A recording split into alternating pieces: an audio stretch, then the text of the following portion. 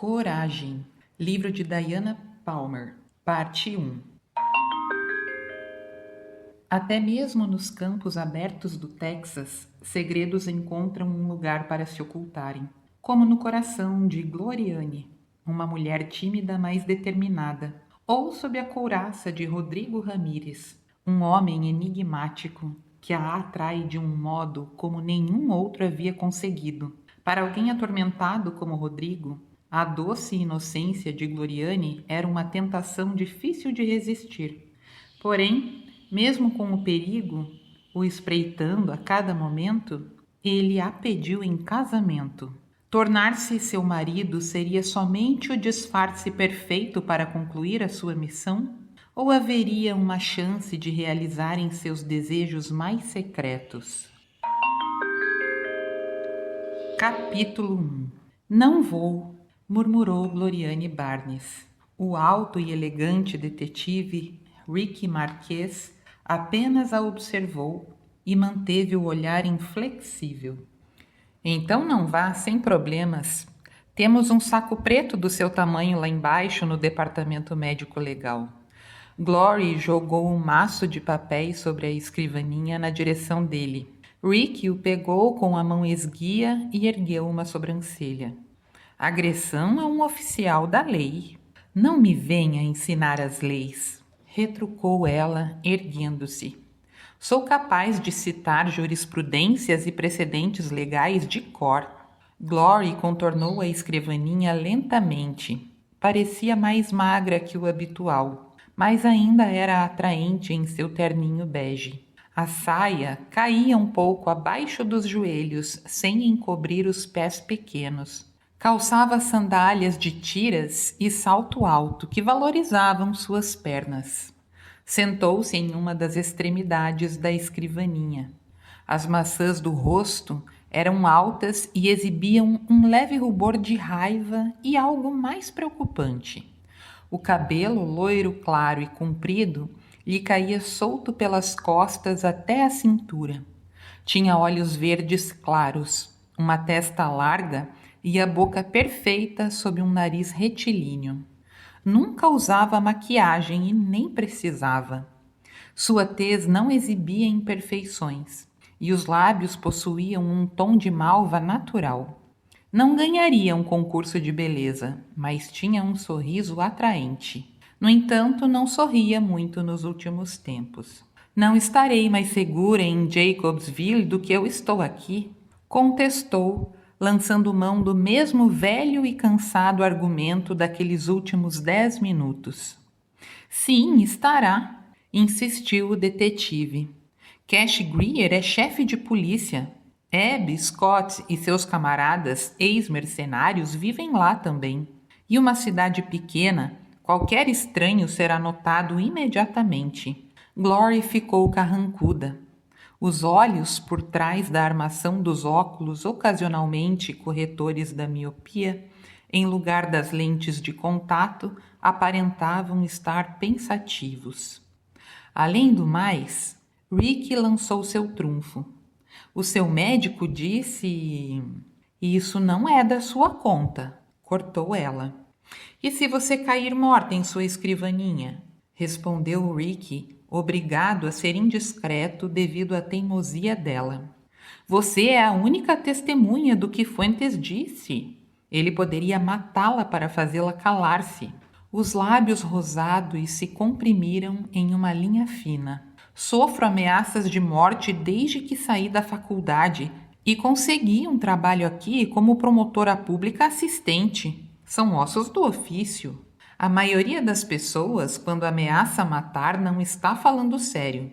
Mas Fuentes está. Eu devo lembrá-la de que aconteceu ao seu colega de trabalho, Doug Lerner, 2 meses atrás? Melhor ainda, gostaria de ver as fotos da autópsia dele? Não há foto alguma da autópsia que eu não tenha visto, detetive Marques, disse Glory serena, cruzando os braços sobre os seios pequenos. Realmente não sou uma pessoa assustadiça. Ricky gemeu quase alto. Enfiou a mão nos bolsos, permitindo-lhe um rápido relance da pistola automática calibre 45 que levava no cinturão. O cabelo escuro, quase tão comprido quanto o dela, estava preso em um rabo de cavalo. Tinha olhos pretos e uma pele morena sem defeitos, para não mencionar uma boca grossa e sensual. Era um homem muito bonito. Jason me disse que conseguiria um guarda-costas para mim, comentou Glory quando o silêncio se tornou incômodo. Seu meio-irmão tem os próprios problemas, e sua meia-irmã, Grace, não seria de grande valia. É tão avoada que metade do tempo não se lembra nem onde vive. Os Pendleton foram bons para mim, defendeu ela. Odiavam minha mãe, mas gostavam de mim. A maioria das pessoas odiava Beverly Barnes, uma alpinista social, egocêntrica, que agredia a filha fisicamente desde o nascimento. Dúzias de vezes, o pai de Glory levara a criança para a emergência do hospital, por quedas e outros acidentes que lhe rendiam marcas suspeitas. Um surto explosivo de raiva, quando a mãe deixara a menina com o quadril quebrado, as autoridades por fim interviram. A mãe de Glory foi acusada de violência contra a criança e a própria filha foi testemunha de acusação. Nessa época, Beverly Barnes estava tendo um caso com Myron Pendleton, um multimilionário que contratara uma excelente equipe de advogados para convencer o júri de que o pai de Glory era o autor do crime imputado à mãe e que Glory mentira por medo do pai. Como desfecho, as acusações contra Beverly foram retiradas e o pai de Glory, Todd Barnes, foi preso e condenado, apesar da defesa chorosa da filha. Mesmo inocentada, o juiz não ficou convencido de que Glory estaria segura com a mãe. E, de repente, Glory se viu sob a custódia do Estado aos 13 anos de idade. A mãe não recorreu da decisão. Quando Beverly se casou com Myron Pendleton, logo em seguida, por insistência do marido, tentou reaver a guarda de Glory novamente. O mesmo juiz que presidira o caso contra o pai de Glory negou o pedido. Alegou que zelaria pela integridade da menina. O tribunal só não sabia que ela corria mais perigo na casa adotiva onde fora colocada, sob a custódia de um casal que fazia o mínimo possível pelas 6 crianças sob a responsabilidade deles. Só queriam o dinheiro. 2 meninos mais velhos na mesma casa estavam sempre tentando bulinar Glory, cujos seios ainda minúsculos mal haviam começado a despontar. O assédio durou várias semanas e culminou em uma agressão que a deixou contundida, traumatizada e com medo de homens. Glory contara aos pais adotivos, mas eles disseram que ela estava inventando tudo aquilo. Furiosa, discara o número da emergência e, quando a polícia chegou, ela passou pela mãe adotiva correndo e praticamente se atirou nos braços da policial feminina que viera conferir a sua situação. Fora levada para a sala de emergência de um hospital, onde um médico, conduído pelo que viu, forneceu à polícia provas suficientes para acusar os pais adotivos por negligência e os 2 meninos adolescentes por agressão, ofensa física e tentativa de sodomia. O casal, no entanto, negou tudo, alegando que Glory já havia mentido antes sobre o caso da mãe. Então, foi forçada a voltar para a mesma casa, onde sua vida se tornou um verdadeiro pesadelo. Os 2 meninos adolescentes queriam vingança, bem como os pais adotivos rancorosos. Por sorte, os garotos se encontravam sob detenção temporária, aguardando uma audiência. Mas os pais adotivos estavam livres e muito furiosos. Glory passou a ficar perto das 2 meninas mais novas, ambas menores de 5 anos, que eram deixadas sob sua responsabilidade. Agradecia a Deus por as crianças exigirem tantos cuidados, e isso a poupou de maus tratos, pelo menos durante os primeiros dias de volta à casa. Jason Pendleton odiava a madrasta Beverly. mas sentia curiosidade sobre a filha dela, especialmente depois que um amigo, policial em Jacobsville, lhe contou o que havia acontecido à menina.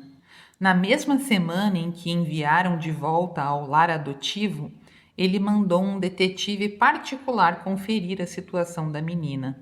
O que descobriu o deixou doente. Ele e a irmã, Gracie, praticamente invadiram o lar adotivo após lerem o relatório policial que o detetive obteve sobre o incidente, o qual, é claro, foi negado pelos curadores. Acusavam Glory de tentar incriminar a mãe pela agressão que enviara o pai dela para a prisão, onde, no espaço de 6 meses, fora morto por outro prisioneiro. No dia em que os Pendleton chegaram, os 2 adolescentes que vitimaram Glory haviam sido libertados e voltariam para a custódia dos pais adotivos para aguardar julgamento. Glory fugira dos 2 o dia inteiro. Eles já haviam lhe rasgado a blusa e deixado inúmeras contusões na pele. Estava receosa de chamar a polícia outra vez. E foi assim que Jason a encontrou no closet, no quarto que compartilhava com as 2 meninas pequenas, escondidas sob os cabides de roupas, chorando. Seus braços exibiam contusões por toda a parte e a boca estava suja de sangue. Quando ele a alcançou, ela se encolheu e tremeu de medo. Anos mais tarde, Glory ainda podia lembrar o quão suavemente Jason a segurara e a levara para fora do quarto, para fora da casa. Fora colocada ternamente no assento traseiro do Jaguar com Gracie, enquanto ele voltava à casa adotiva. A face esguia, profundamente bronzeada, estava rija de raiva quando ele voltou. Não dissera uma palavra, apenas ligou o motor e a levou embora dali para sempre. Apesar da raiva mal contida de Beverly em tê-la vivendo sob o mesmo teto, Glory ganhou seu próprio quarto no corredor entre Gracie e Jason. A mãe fora proibida de chegar perto da filha. Em uma das brigas mais inflamadas entre eles, Jason ameaçara pedir a sua própria equipe de advogados para reabrir o processo de violência contra a criança. Não tinha dúvida de que Glory estava dizendo a verdade sobre quem era o verdadeiro culpado naquele caso. Beverly ficou furiosa, mas não respondeu às ameaças do enteado e deixou Glory em paz. Pertencer a uma família que a valorizava se tornou um tempo mágico para uma jovem menina triste. Até mesmo Myron adorava sua companhia encantadora. Depois que Beverly morreu inesperadamente de derrame cerebral, quando a filha tinha 15 anos, a vida de Glory passou a ser algo perto do normal. Mas o trauma da juventude teve consequências que sua família adotiva não podia evitar. O quadril quebrado, apesar de 2 cirurgias e a inserção de um pino de aço, jamais voltara a ser o mesmo. Tinha uma coxiadura pronunciada que nenhuma sessão de fisioterapia fora capaz de corrigir. E havia outra coisa. Sua família possuía um histórico de hipertensão que Glory herdara. Ninguém, na verdade, dissera que a tensão da sua juventude aumentara sua predisposição genética à doença. Glory sabia que sim. Começara a usar medicamentos no último ano da escola secundária. Esteve bastante acima do peso, era tímida, introvertida e ainda tinha receio dos rapazes. Também se tornara alvo da tirania dos colegas. As outras meninas caçoavam dela. Foram tão longe a ponto de postar falsas mensagens sobre ela na internet, e uma delas formou um clube dedicado a ridicularizá-la. Jason Pendleton descobriu sobre isso também. As meninas foram repreendidas. Algumas foram acusadas de preconceito e outras tiveram seus pais ameaçados com processos. A perseguição cessou, Mas isso fez Glory se sentir novamente isolada e deslocada onde quer que fosse. Sua saúde mental, sempre precária, resultou em muitas faltas à escola durante aquele tempo difícil. Ela perdeu peso. Era uma ótima aluna e tirava excelentes notas apesar de tudo. Ingressou na faculdade de Direito com o apoio da família adotiva e se graduou com distinção. De lá, foi trabalhar no escritório do Procurador do Estado em San Antônio, como promotora pública júnior. 4 anos mais tarde, era uma promotora assistente altamente respeitada, com um impressionante registro de condenações contra gangues de traficantes de drogas. O problema com o peso era passado agora, graças a uma excelente dieta feita por uma nutricionista. Porém, sua vida pessoal era solitária. Não tinha amigos íntimos. Não confiava nas pessoas, especialmente nos homens. A juventude traumática em lares adotivos tornou-a uma pessoa desconfiada. Tinha colegas homens, mas nunca tivera um amante. E nem queria. Ninguém se aproximaria de Glory Barnes o suficiente para fazê-la sofrer. Agora, aquele detetive teimoso de San Antônio estava tentando forçá-la a deixar o trabalho e ir para uma cidade pequena, esconder-se do chefão do narcotráfico que ela processara. Fuentes era o mais novo em uma linhagem de chefes de tráfico que cruzaram a fronteira do Texas, ampliando o território da droga com a ajuda de membros das gangues de rua. Um deles teve de Glory e da promotoria a promessa de imunidade para testemunhar no julgamento. E apesar de seus milhões, o czar da droga enfrentara a possibilidade de pegar 15 anos numa prisão federal por tráfico de drogas, por crack e cocaína. Não houve, porém, unanimidade no júri e o acusado acabou sendo libertado. Depois de perder o caso contra ele, Glory estava sentada no corredor quando Fuentes deixou a sala do tribunal. O chefe do narcotráfico não pôde resistir à tentação de se vangloriar pela vitória. Sentou-se ao lado dela e fez uma ameaça. Ele tinha contatos no mundo inteiro e podia mandar qualquer pessoa matá-la, até mesmo policiais. Segundo as suas palavras, contrataram um assassino profissional para acabar com um persistente xerife substituto local que o molestou apenas 2 semanas atrás. Glory seria a próxima a ser eliminada se não parasse de investigá-lo, acrescentara com um sorriso arrogante. Infelizmente para ele, na ocasião, Glory estava usando uma escuta aprovada pelo tribunal. A prisão do traficante foi efetuada no dia seguinte. A fúria de Fuentes teve consequências. Alguém, de fato, havia descarregado uma arma na direção dela quando deixara o Palácio da Justiça 2 dias atrás. Não lhe atingiu a cabeça por questão de centímetros. Ela se virara para fazer sinal para o ônibus quando o assassino disparou. Foi por pouco, mas o detetive Marques estava determinado a não deixar acontecer outra vez. Mesmo que ele me pegue, você ainda tem a fita, argumentou ela. A defesa vai jurar que foi adulterada? Murmurou ele. É por isso que o procurador do estado não a colocou nas provas? Glory blasfemou baixinho. Sua cor estava mais viva do que o habitual também. Como se fosse um sinal, a porta se abriu e Haynes entrou com um copo de água e um frasco de pílulas. Cy Haynes era uma assistente administrativa de Glory.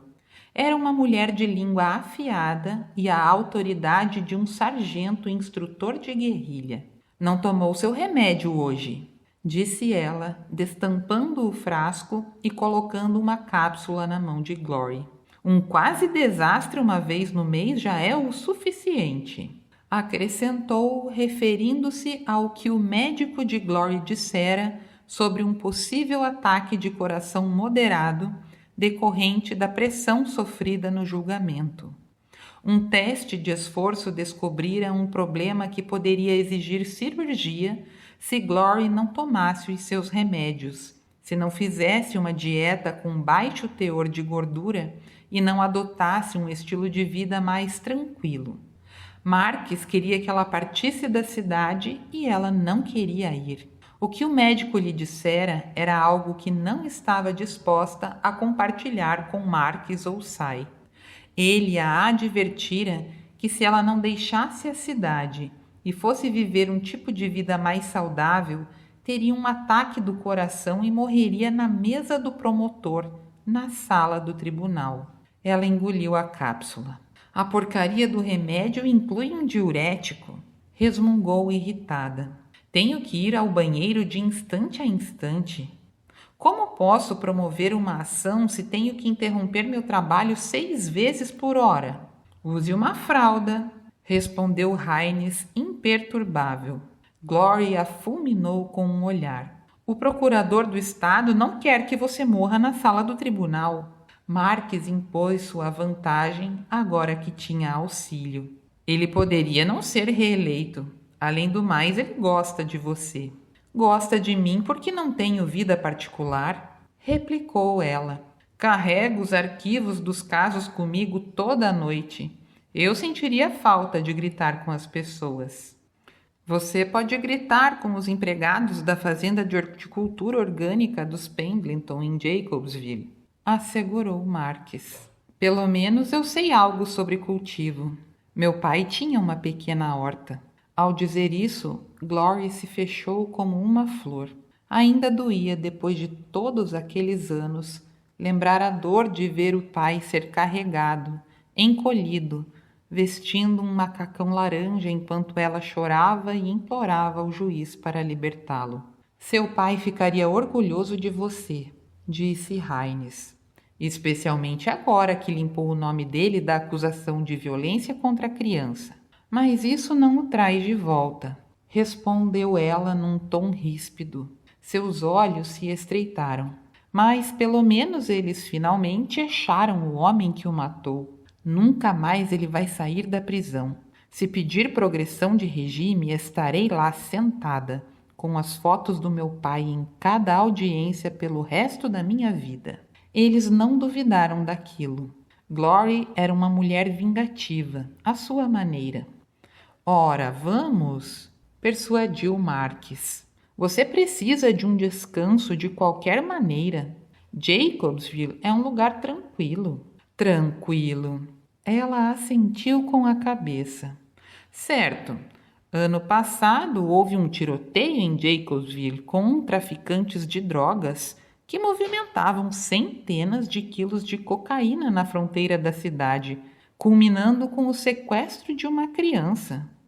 E 2 anos antes disso, os homens do traficante Manuel Lopes foram atacados na propriedade dele, onde os seus seguidores fiéis haviam armazenado fardos de maconha. Mas já há 2 anos que ninguém leva um tiro lá, assegurou Marques. E se eu for reconhecida por algum remanescente traficante de drogas? Ora, eles não vão procurá-la em uma fazenda. San Antônio é uma cidade grande e você é uma entre dúzias de promotores assistentes do distrito, salientou ele. Seu rosto não é assim tão conhecido por aqui e certamente muito menos em Jacobsville. Você mudou muito desde que foi para a faculdade. Mesmo que alguém se recorde de você, será como era no passado, não no presente. Você será uma mulher tranquila de San Antônio com problemas de saúde, cuidando de campos de legumes e frutas, graças aos seus amigos, os Pendleton. Rick hesitou. Mais uma coisa, Glory. Você não pode admitir qualquer tipo de parentesco com eles, ou até mesmo que os conhece bem. Ninguém em Jacobsville, exceto o chefe de polícia, claro, saberá o que você realmente faz para viver. Estamos inventando uma falsa história que pode ser conferida por qualquer pessoa que suspeitar. É perfeitamente seguro. Ah, eles já não disseram isso sobre o Titanic antes que afundasse? E se ela for, eu tenho que ir junto, disse Haynes num tom firme. Ela não tomará os remédios se eu não estiver lá para colocá-los diariamente embaixo do seu nariz. Antes que Glory pudesse abrir a boca, Marques já estava sacudindo a cabeça. Já vai ser bastante difícil ajudar Glory a se adaptar. Se ela a levar, um membro de uma gangue que poderia não reconhecê-la sozinha, poderia acabar reconhecendo a assistente que sempre a acompanha no tribunal. A maioria das gangues tem contato com os traficantes. Glory fez uma careta. Ele tem razão, concordou num tom triste. Eu adoraria levá-la comigo, mas é muito arriscado. Haynes parecia arrasada. Mas eu posso usar um disfarce. Não, disse Marx com a voz serena.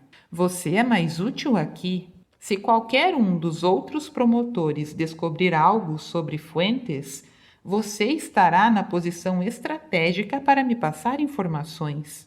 Ok, acho que você tem razão, concordou Haynes. Ela olhou para Glory com um sorriso sentido. Terei que procurar um chefe novo enquanto você estiver fora. John Blackhawk, no escritório do FBI, está procurando outra assistente, sugeriu Marx. Haynes o fitou. Ele nunca vai conseguir outra nessa cidade, não depois do que fez com a última. Marx estava tentando não demonstrar emoções. Tenho certeza de que tudo aquilo foi um terrível mal-entendido. Glory deixou escapar uma risada, apesar da situação. Um terrível mal-entendido? A assistente dele o achou atraente e o convidou para jantar no apartamento dela. Ele chamou a polícia e a acusou de assédio sexual. Marx deixou escapar o riso que estava tentando conter. Ela era uma loira bonita, com um QI altíssimo, e a própria mãe dele a havia recomendado para o trabalho. Blackhawk telefonou para a mãe e lhe contou que a mais recente assistente dele tentara seduzi-lo. A mãe perguntou como. Agora está furiosa com o que ele fez e não fala mais com o filho. A moça era filha da melhor amiga dela. Mas ele já retirou a acusação de assédio sexual, disse Glory. Sim, é verdade. Mas ela foi para a internet e contou para todas as mulheres em San Antônio o que ele fez com ela. Aposto que ele ficará de cabelo grisalho antes de conseguir outra namorada nesta cidade. E é bem feito, disse Haynes.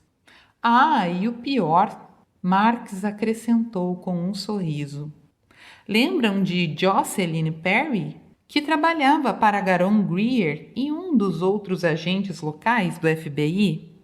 Eles deram o trabalho do John para ela. Ah, meu Deus! Murmurou Haynes. Jocelyn era uma espécie de lenda local entre os assistentes administrativos. Era conhecida por sua inteligência brilhante e por se recusar a exercer tarefas aquém da sua posição. Deixaria John Blackhawk irritadíssimo em questão de um dia. Só Deus sabia o que ela teria feito para ele após a outra secretária tê-la deixado. Pobre sujeito, murmurou Glory, mas sorriu. Haynes a fitou com um olhar preocupado. O que vai fazer na fazenda? Não ousaria sair para roçar nos campos, não é? Claro que não, assegurou Glory. Eu posso enlatar. Enlatar? Haynes carranqueou. Já ouviu falar de enlatados? Respondeu Glory. É como se acondicionam frutas e legumes de modo que não se deteriorem. Posso fazer geleia, pepinos e muitos outros tipos de conservas. Marx ergueu uma sobrancelha. Minha mãe costumava fazê-las, mas agora suas mãos não são mais as mesmas. E isso é uma arte, uma valiosa habilidade. concordou Glory presunçosa. Você vai precisar usar jeans e parecer menos elegante, disse Marques. Ninguém usa terninho em fazendas. Ora, Marques, eu já vivi em Jacobsville quando era criança. Lembrou com um sorriso forçado e sem entrar em detalhes. Marques tinha idade suficiente para saber das provações pelas quais ela passara. É claro que muitas pessoas não sabiam, mesmo vivendo lá. Eu posso me adaptar, fique tranquilo. Então você vai? Persistiu Marques. Glory sentou-se atrás da escrivaninha. Fora convencida em números e argumentos. Eles provavelmente estavam certos. San Antônio era uma cidade grande, mas ela vivia no mesmo edifício há 2 anos e todos os vizinhos a conheciam. Seria muito fácil achá-la se alguém fizesse as perguntas certas. E se ela morresse, Fuentes ficaria livre e mais pessoas seriam assassinadas na sua busca insana por poder. Se o médico estivesse certo, e ele era um excelente médico, a mudança poderia salvar a vida dela. Não queria admitir para si mesma, nem para qualquer um, o quanto ficara assustada com o prognóstico dele. Embora jovens como Glory Barnes não se lamentassem sobre seus fardos, é claro.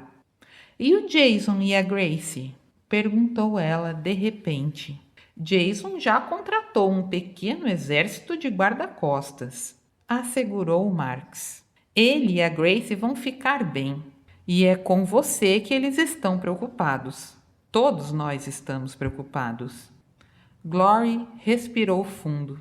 Acho que um colete à prova de balas e uma Glock não o convenceriam a me deixar ficar aqui, não é? Fuentes tem balas que penetram armaduras e ninguém do lado de fora de um manicômio colocaria uma arma em suas mãos, Glory. Certo, disse pesarosa. Eu vou. Terei que administrar a fazenda? Não.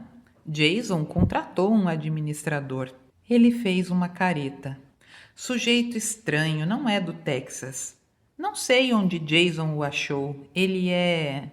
Rick ia dizer que o administrador era uma das pessoas mais desagradáveis e taciturnas que já conhecera, apesar de os empregados da fazenda gostarem dele.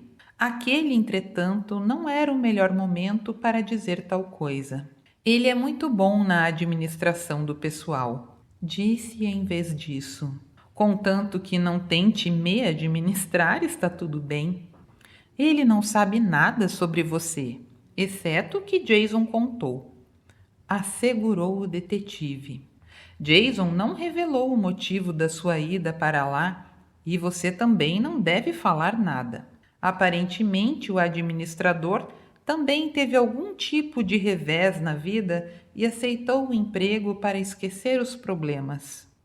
Uma fazenda de horticultura, murmurou ela. Eu sei onde há um abrigo de animais, disse Marques, sarcástico. Estão precisando de alguém para alimentar os leões. Ela o fitou. Com a minha sorte, eles tentariam me dar como alimento para os leões. Não, obrigada. Isso é para o seu próprio bem, querida, disse Marques num tom de voz tranquilo. Você sabe disso. Ela suspirou. Sim, acho que sim. Glory se afastou da escrivaninha. Durante a minha vida inteira, fui forçada a fugir de problemas. Esperava pelo menos desta vez que eu pudesse ficar e enfrentá-los. Belo fraseado, meditou Marques. Gostaria de pedir minha espada emprestada? Glory lhe lançou um olhar afiado. Sua mãe nunca deveria ter lhe dado o espadão escocês. Você teve muita sorte do policial ter retirado as acusações. Marques aparentou estar afrontado. Ora, o sujeito arrombou a fechadura da porta do meu apartamento e entrou, Glory. Quando eu acordei, ele estava colocando meu laptop novo em uma mochila. Você tem uma baioneta. Ele fez outra careta. Eu a esqueci no carro naquela noite. mas a espada estava na parede, bem acima da minha cama. Eles disseram que o ladrão saltou pela janela quando exibiu aquela arma enorme. Glory explicou a Haynes, que sorriu. Meu apartamento é térreo, informou Marx. Sim, mas você estava perseguindo o ladrão rua abaixo com seu... Ela clareou a garganta. Bem, sem uniforme. Fui preso por atentado ao pudor, murmurou ele. Pode acreditar nisso? Claro que posso, você estava nu, respondeu Glory. O modo como eu durmo não tem nada a ver com o fato do sujeito estar me roubando. Pelo menos eu o derrubei e eu o imobilizei até que o carro da polícia me localizou. Ele sacudiu a cabeça. Me identifiquei ao policial e ele pediu para ver meu distintivo. Glory pôs a mão sobre a boca para abafar uma risadinha. Você disse a ele onde estava? Perguntou Haynes. Disse onde ele poderia enfiá-lo se não prendesse o assaltante. Por sorte, outro carro de polícia parou atrás dele e era um oficial que me conhecia. Muita sorte. Uma oficial feminina, diga-se de passagem. Glory disse a Haynes num tom divertido. As maçãs do rosto altas de Marques pareciam ruborizadas. A prisão do assaltante veio a calhar. Pelo menos consegui voltar para meu apartamento no carro da patrulha. Mas a história se espalhou pelo turno da noite, e na tarde do dia seguinte eu havia me tornado uma espécie de celebridade. Que pena você não ter sido flagrado pela câmera do carro da polícia. Haynes deu uma risada. Eles poderiam tê-lo mostrado naquele programa de televisão, o Cops. Ele a fitou. Ora, eu fui roubado. Bem, o ladrão não conseguiu levar nada do que roubou, não é? Perguntou Haynes. Ele caiu em cima do meu laptop quando eu o agarrei. Destruiu o disco rígido. Perdi todos os meus arquivos. Nunca ouviu falar em cópia do disco rígido? Suponho que não. Inquiriu Glory. Quem imagina que alguém possa entrar no apartamento de um policial para roubá-lo? Ele tem razão. Haynes teve que admitir. Acho que sim. Marx conferiu o relógio e fez uma careta. Tenho que estar no tribunal esta tarde para testemunhar sobre um caso de homicídio. Posso dizer ao meu chefe que você vai para Jacobsville? Ela suspirou. Sim, irei amanhã de manhã, bem cedo. Preciso levar alguma carta de apresentação? Não, não precisa. Jason avisará ao administrador que você está indo. Pode se instalar na casa, na propriedade. Ela hesitou. Onde o administrador fica? Na casa também. Ele ergueu uma mão. Mas antes que reclame, há uma empregada que vive na casa e cozinha para ele. Isso a relaxou, mas apenas um pouco. Não gostava de estranhos, especialmente muito próximos. Decidiu que, apesar do calor de verão, colocaria alguns pijamas de algodão grossos e um roupão longo na mala. Jacobsville parecia bem menor do que Glory se lembrava. A rua principal estava quase exatamente igual ao que era quando vivia ali perto. Havia a farmácia, onde o pai dela comprava remédios. Um pouco adiante, o café, que Bárbara, a mãe de Marx, dirigira. Havia também a loja de ferragens, o armazém e a boutique de roupas. Tudo igual. Apenas ela havia mudado. Ao contornar a estrada asfaltada e estreita que conduzia à fazenda de horticultura dos Pendleton, começou a sentir um aperto no peito. Havia esquecido. A casa era a mesma que ela compartilhara com a mãe e o pai, até o temperamento explosivo de Beverly ferir o corpo jovem da filha e despedaçar a família. Até então, não havia pensado em como poderia ser difícil tentar viver lá novamente. A velha nogueira no pátio da frente ainda continuava lá. ela avistou antes de notar a caixa postal ao lado da calçada pavimentada e estreita. Anos atrás, havia um balanço de pneu na árvore. A verdadeira surpresa foi a casa. Os Pendleton deviam ter gastado uma pequena fortuna reformando-a, porque a velha casa de madeira da sua juventude era agora uma elegante construção branca em estilo vitoriano, com belos detalhes de carpintaria. Na frente havia uma comprida e espaçosa varanda que continha um balanço, um sofá e várias cadeiras de balanço. Bem distante, nos fundos da casa, havia um enorme galpão de aço, onde os empregados estocavam caixas de milho, ervilhas, tomates e outros produtos colhidos dos vastos campos que cercavam toda a propriedade. Os campos pareciam se estender por quilômetros na planície. Glory estacionou o carro em um pátio pavimentado embaixo de outra nogueira e desligou o motor. O sedã pequeno transportara a maior parte dos seus pertences, com exceção da mobília que ela sequer considerara a possibilidade de trazer. Manteria o apartamento de San Antônio. O aluguel estava pago por 6 meses, cortesia do seu meio-irmão. Pensativa, desejou saber quando conseguiria voltar para casa. Abriu a porta e desceu do carro, justo no momento em que um homem alto, de cabelo preto e bigode, descia os degraus da varanda da frente. Tinha um rosto marcante e um porte atlético. Caminhava com tal desenvoltura que parecia flutuar, parecia estrangeiro. Ao avistá-la, o rosto moreno assumiu uma expressão reservada.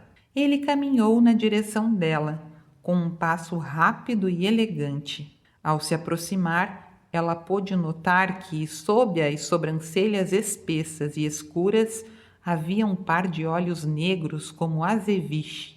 Glory teve a estranha impressão de que ele era o tipo de homem que uma mulher rezaria para não encontrar em uma ruela escura. O homem parou na frente dela, examinando o carro barato, os óculos, o cabelo loiro desalinhado pelo vento e suas vestes modestas. Se estivesse avaliando, pensou Glory, ela estaria em desvantagem. Posso ajudá-la? Ele perguntou com frieza. Glory se recostou pesadamente na porta do carro. Sou a nova enlatadora. Capítulo 2. A mandíbula do homem se contraiu. Enviaram-me aqui para ajudar com os enlatados. Jason Pendleton me ofereceu o cargo. Ele o quê? Me arrumou um emprego, respondeu ela e então ficou carrancuda. Você tem algum problema de audição? O homem parecia irritado. Deu um passo na sua direção e Glory recuou. Jason Pendleton lhe ofereceu um emprego aqui? Sim, isso mesmo. Talvez um pouco de humor não fosse uma boa ideia no momento. Disse que vocês estavam precisando de alguém para ajudar com as frutas orgânicas. Sei fazer conservas, geleias e também sei enlatar legumes.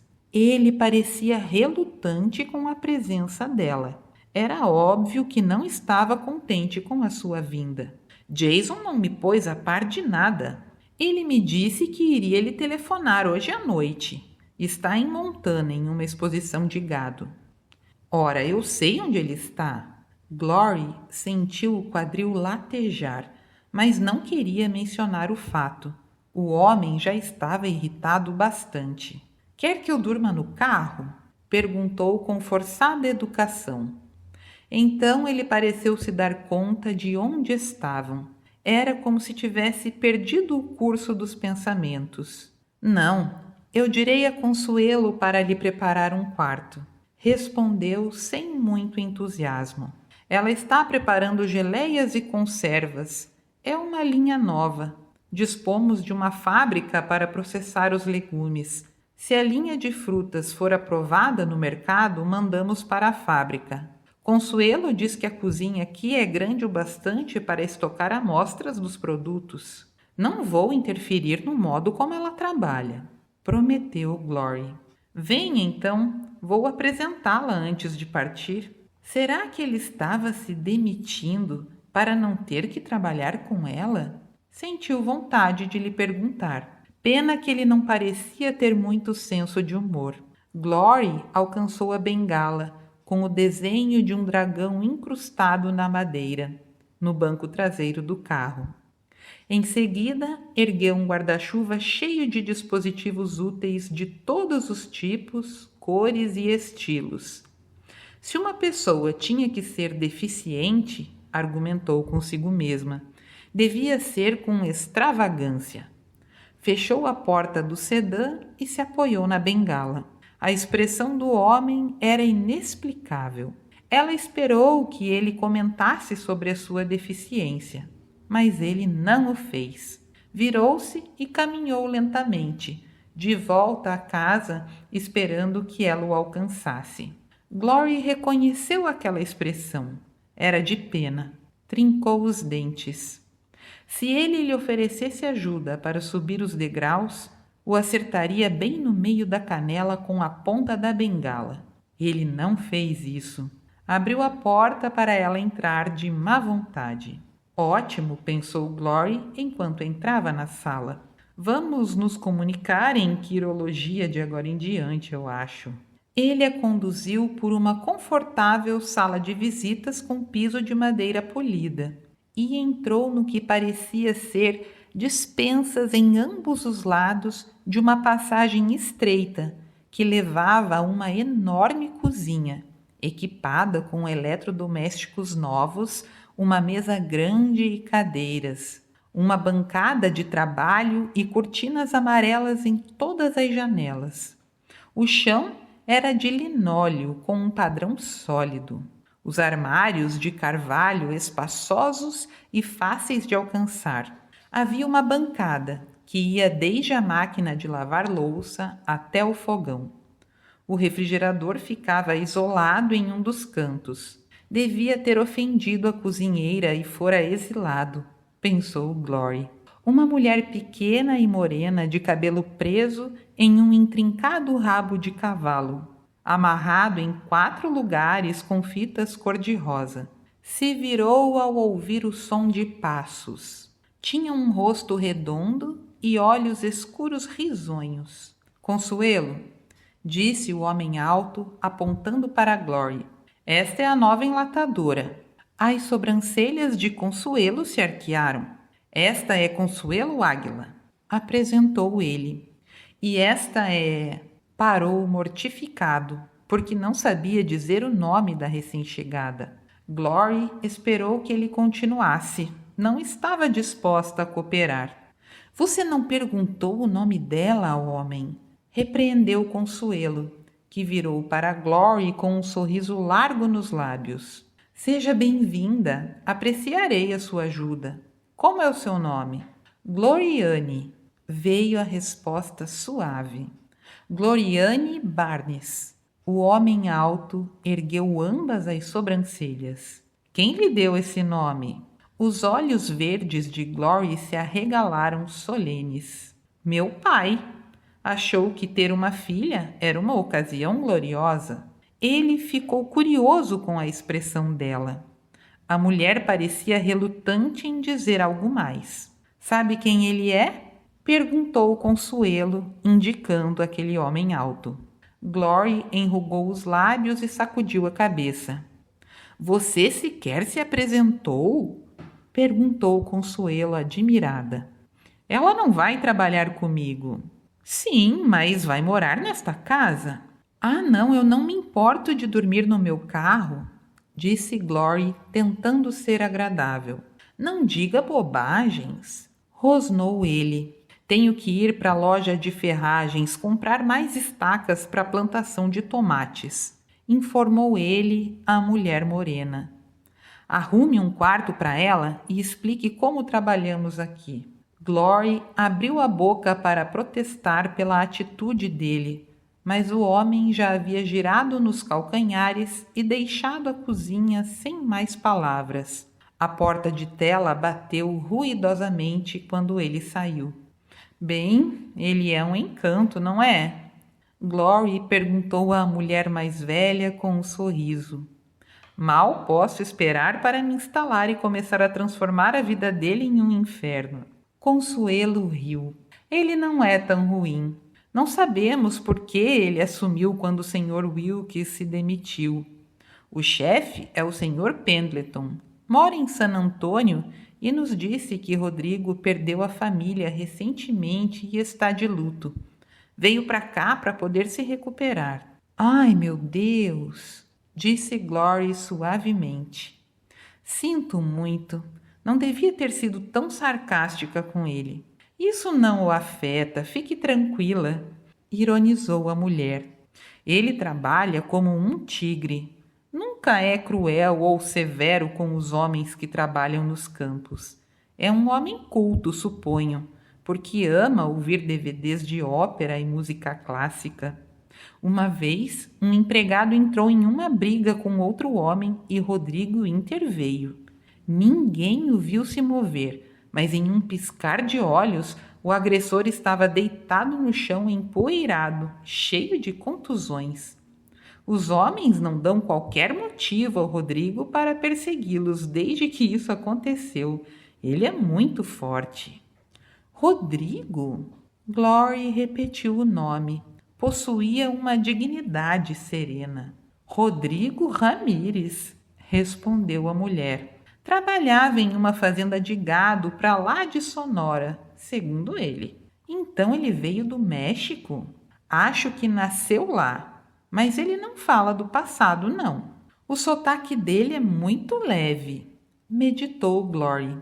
Ele fala espanhol, suponho.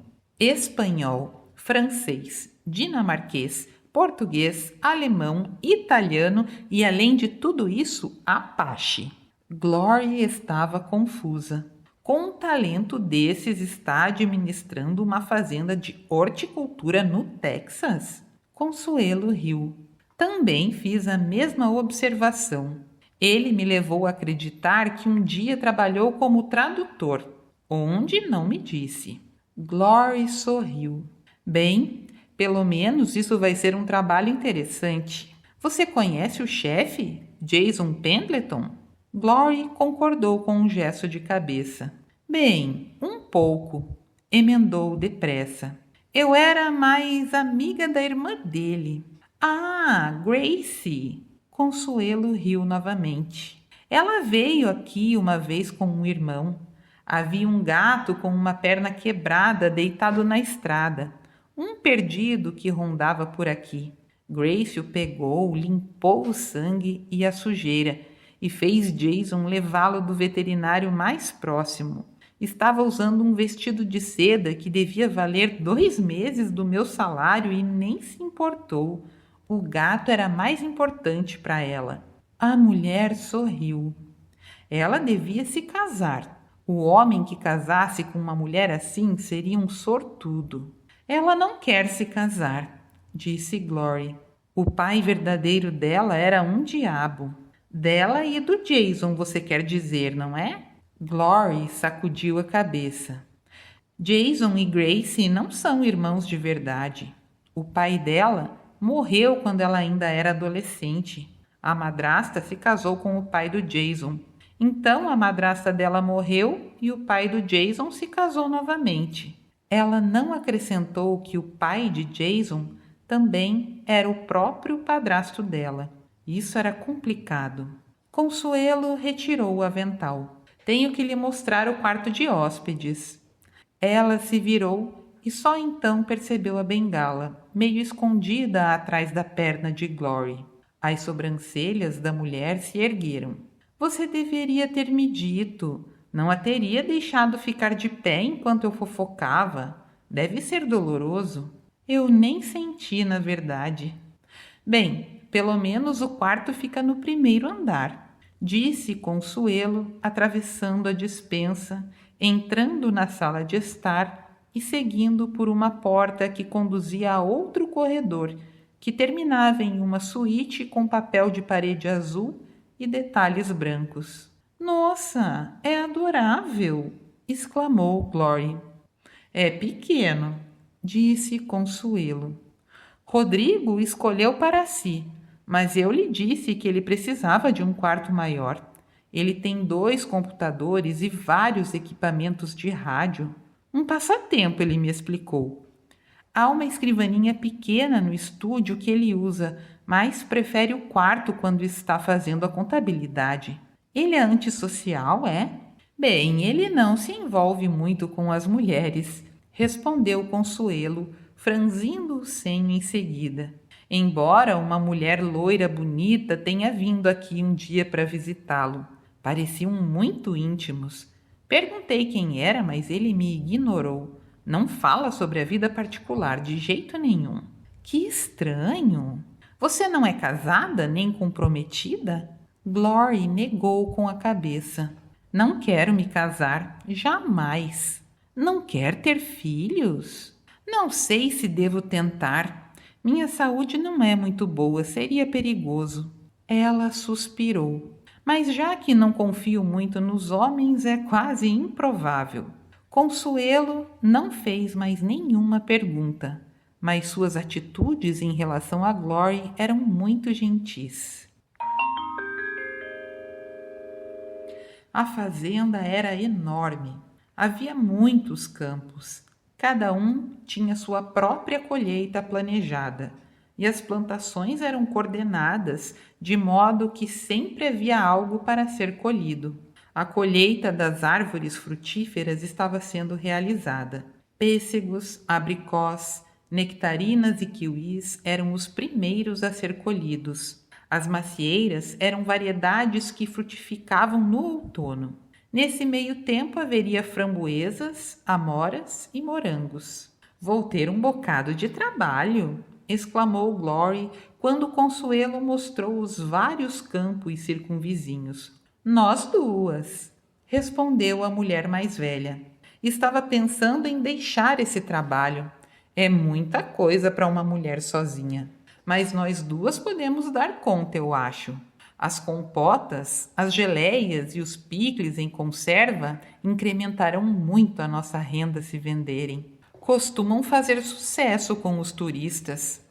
Também os estocamos no floricultor local, onde são colocados em cestas de presente. Temos uma fábrica para processar os legumes orgânicos e uma loja virtual com base de operações em nosso galpão.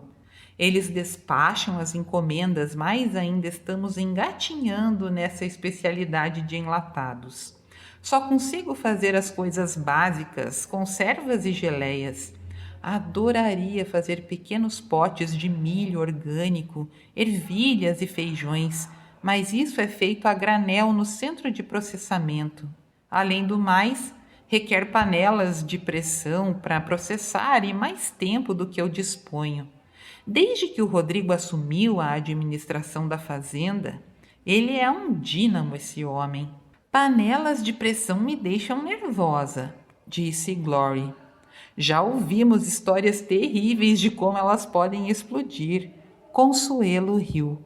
Mas estamos na era moderna. Hoje em dia, todas possuem dispositivos de segurança. De qualquer maneira, não as usaremos. Me deixe mostrar como trabalhamos aqui. É um trabalho fácil. O trabalho realmente era fácil. O quadril de Glory a incomodava, o que a fez passar algum tempo fazendo aplicações com uma bolsa térmica. Mas Consuelo providenciou-lhe um tamborete e ela o adaptou às novas necessidades físicas do seu trabalho. Porém, Rodrigo era difícil. Parecia ter desenvolvido uma antipatia gratuita por ela e estava determinado a lhe dirigir o mínimo possível de palavra. Glory tinha a impressão de que ele a achava uma pessoa imprestável. Era impessoalmente tolerante com a sua deficiência, mas a fitava com frequência, como se suspeitasse que o cérebro dela estivesse preso em um armário e que só fosse retirado vez ou outra para ser polido. Desejou saber o que ele pensaria se soubesse o que ela fazia para viver e o motivo da sua estadia ali. Era divertido imaginar a reação. Um dia, Rodrigo trouxe um homem novo para casa e disse a Consuelo que o sujeito ficaria vigiando os empregados enquanto ele estivesse fora durante o fim de semana. Glory não gostou nem um pouco do recém-chegado. Parecia nunca olhar as pessoas nos olhos. Era baixo e moreno e fazia questão de lhe admirar o corpo quando falava com ela. Já era apreensiva perto dos homens. Não sabia por que aquele lhe causava tamanha inquietação. Consuelo notou e procurava se colocar entre os dois quando o homem se tornava inconveniente demais. Não sei o que se passou na cabeça do Sr. Ramírez quando contratou esse Sr. Castilho como assistente, murmurou Consuelo para Glory quando estavam a sós na cozinha. Não gosto de tê-lo por perto. Ele já passou um tempão na prisão. Como soube disso? Perguntou Glory. Ela sabia a resposta, mas desejou saber se Consuelo estava apenas julgando o passado do homem ou se havia algum argumento para aquela observação. Os músculos nos braços dele e o torso são enormes e ele tem tatuagens em todos os lugares. Ela mencionou uma tatuagem em particular que o identificava como membro de uma das gangues de rua mais conhecidas de Los Angeles. Glory, que sabia bastante sobre membros de gangue de rua, ficou surpresa e impressionada pelo conhecimento da mulher. "O que ele está fazendo aqui?" perguntou Glory em voz alta, ponderando. "Eu não ousaria perguntar." Veio a resposta solene.